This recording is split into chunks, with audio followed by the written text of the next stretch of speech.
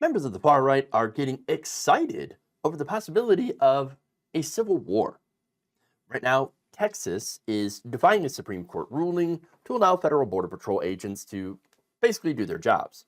In order to do that, they have to cut razor wire that's been deployed to attempt to try to stop illegal immigration in Eagle Pass. So, Governor Greg Abbott ordered the Texas National Guard to line nearly 30 miles of the U.S. Mexico border with razor wire, even putting up these floating buoys with razor wire attached to them as well. Much of this along a riverbank where migrants sometimes cross into the United States.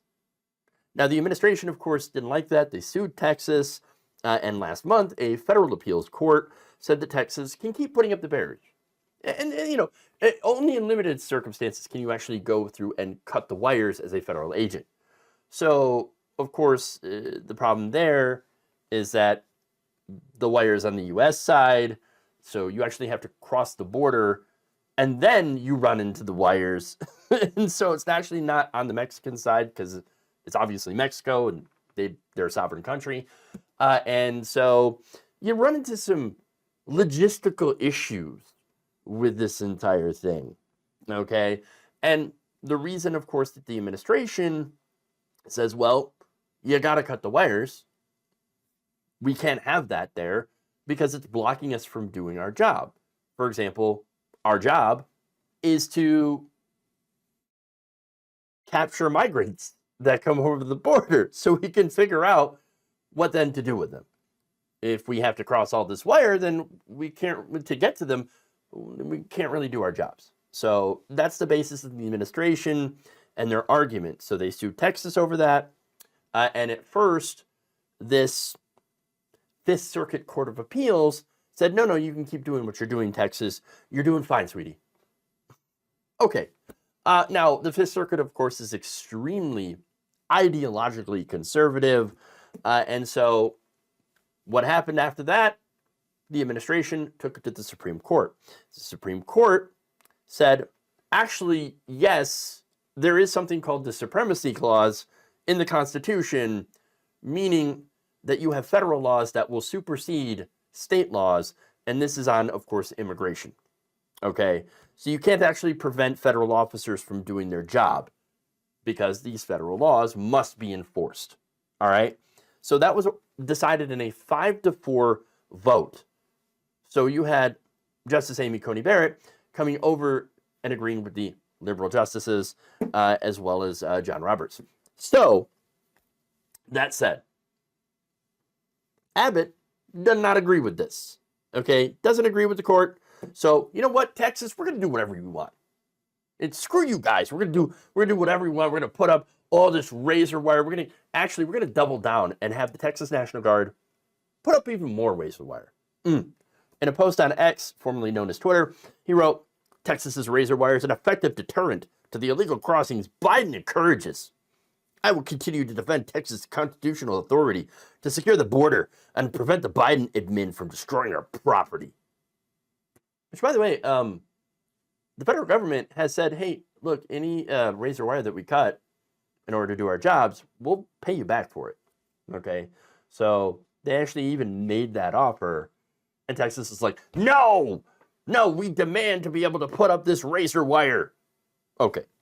So now, that said, I mentioned the razor wire is set up inside of the border of the United States. So migrants, when they cross the border, eventually run into the razor wire.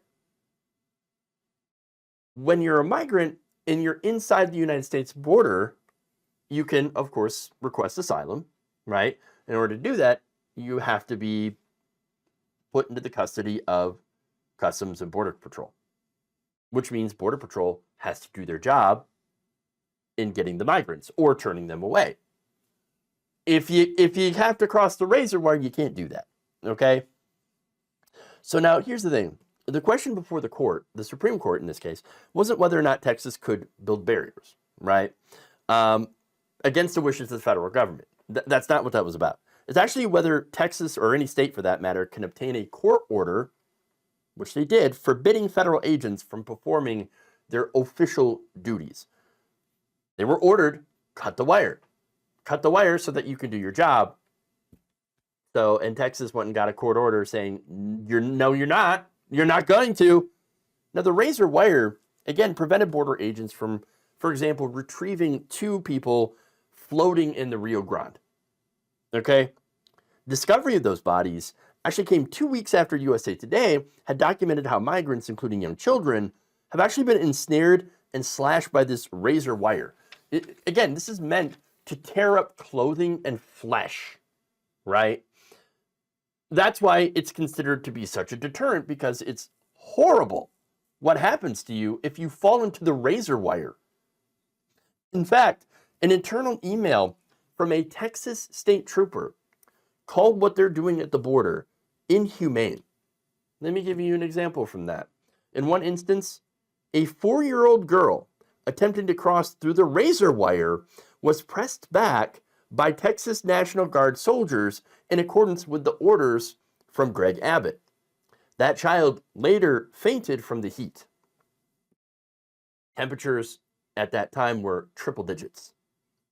The email chain with the trooper also included a log showing 38 encounters between June 25th and July 1st with migrants in need of medical assistance, ranging from weakness to lacerations from the wire, broken limbs, and drownings in which life-saving measures were required.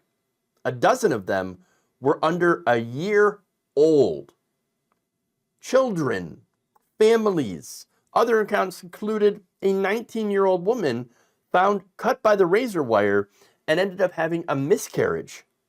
The others had cuts or broken bones as a result of where the wires were placed, according to this email chain. That is horrifying. But understand, that's the point. In Texas, Greg Abbott and the Republicans say we would rather have dead migrants, dead children, women miscarrying, than allow them into the country. That's cruelty. And now you have Republicans, you have right-winger chuds that are talking about, we would like this, we want this so much that we're willing to have a civil war over it. Now, of course, maybe they would have a different outlook on that if they weren't going to be the ones that were fighting it. So, as you're going to see from the list of these people, they wouldn't be the ones that would be fighting on the front lines. Oh no. For example, Terrence Williams told his 1.7 million followers, "Civil war is coming soon. You're trying to start a civil war. You got everybody in the state of Texas all bent up." And this was to Biden. Conservative commentator Carmine Sabia said Joe Biden is about to start a civil war over his treasonous handling of the border. Again, supremacy clause. Tim Pool, because Tim Pool loves talking about civil war, right? He called this a Fort Sumter-esque type scenario. Very, very deep thoughts from the beanie. All right. Whoopsie. Tucker Carlson asked, where are the men of Texas? Why aren't they protecting the state and their nation? Wait, against what? 4-year-olds and pregnant women? I mean, come on. Republican Representative Clay Higgins added that the feds are staging a civil war. Texas should stand their ground. Look, and they've got, by the way, it's not just Texas. Now you have the governors of like 15 other states that are joining with Texas. Some of them are even sending National Guard. And look, Biden has the ability to federalize those National Guard troops, which would, again, supersede their orders from Governor Abbott. And so they would have to, theoretically, begin dismantling the wire. So that's quite the situation. Now, there's more. Here you have Marjorie Greene saying that Supreme Court decision that was made has now put the federal government at war with the state of Texas. If they fund a war in Ukraine when Zelensky is raising the white flag, asking for peace talks in Switzerland, and they weaken our border policy while the federal government is at war with Texas, that is truly possibly the start of a civil war in this country. March conduct. All right, it's not a civil war. Look, here's the thing, though. Texas, Texas is basically attempting to get away with maiming and killing migrants for a political stunt. They hate migrants. They hate immigrants. They don't want them to be in the country. And it is ironic how the right-wingers who claim to be so pro-life, in fact, look, they loved the Supreme Court when they struck down Roe. Now that same Supreme Court has started a civil war in this country by following the Constitution. Yes. And again, getting back to how pro-life the Republican Party is. For some reason, this pro-life party can't stop talking about killing and war and maiming people. No, they love it. They love it. If it happens to migrants, they love it. Brown people, they relish it. Look at how giddy they are as well with the idea of Americans killing each other. Or allowing migrants, again, to die on the border.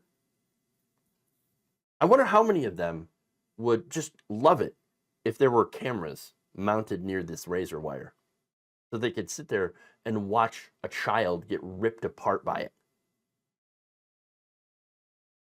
I just wonder. I mean, nothing would surprise me with the amount of cruelty and bloodlust they appear to be in favor of.